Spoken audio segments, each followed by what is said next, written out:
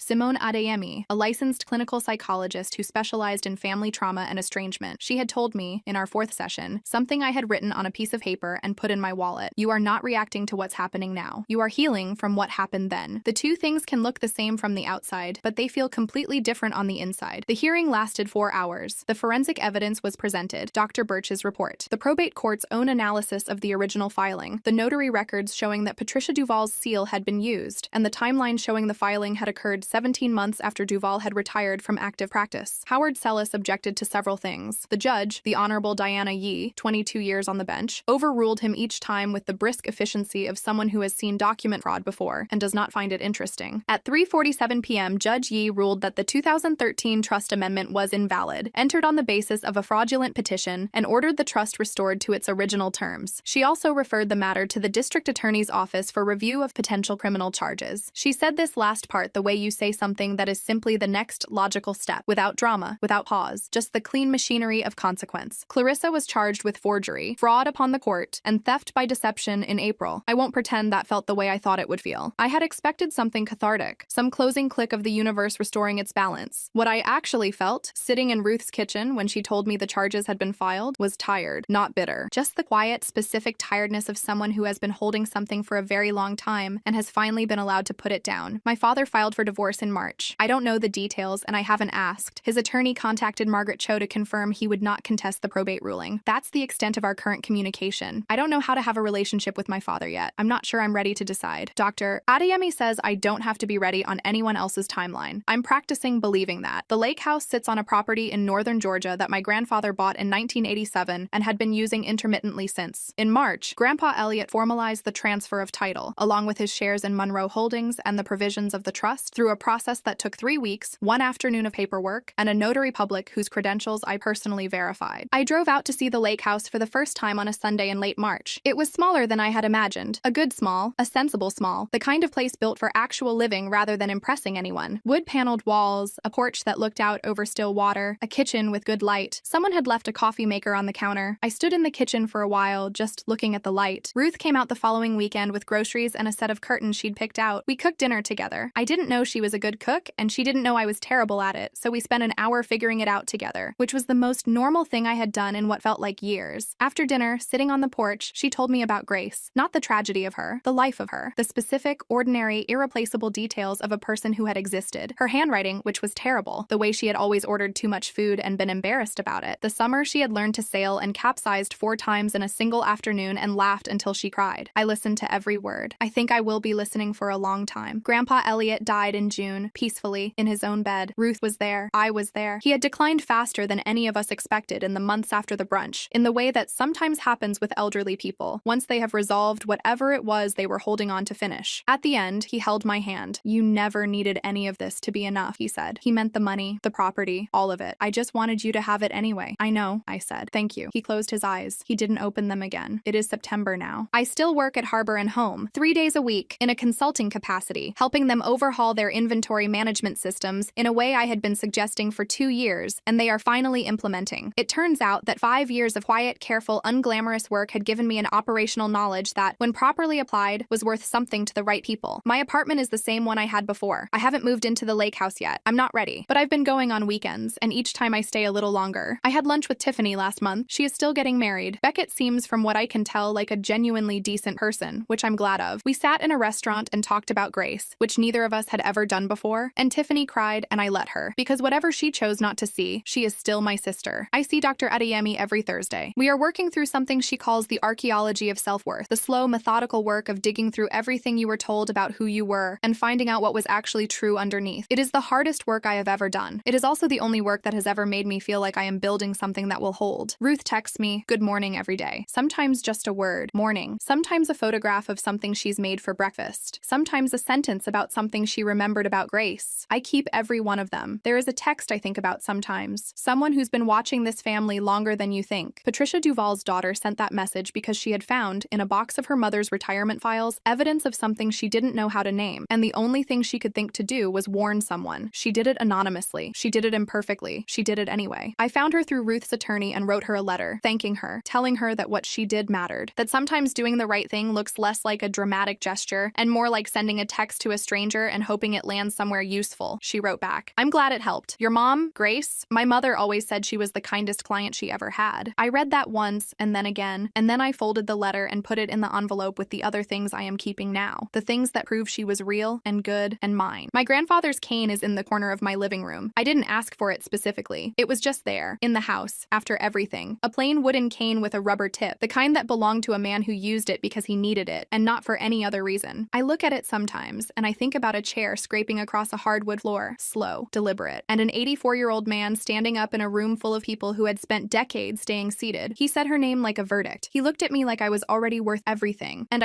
I know, that moment was the first time in my life I understood what it feels like to be chosen. Not for what you've achieved or what you're worth or what you can give someone. Just chosen for surviving, for staying kind, for being exactly who you are in a family that spent years telling you that wasn't enough. I'm still learning how to live inside that feeling. But I'll tell you this much. It fits.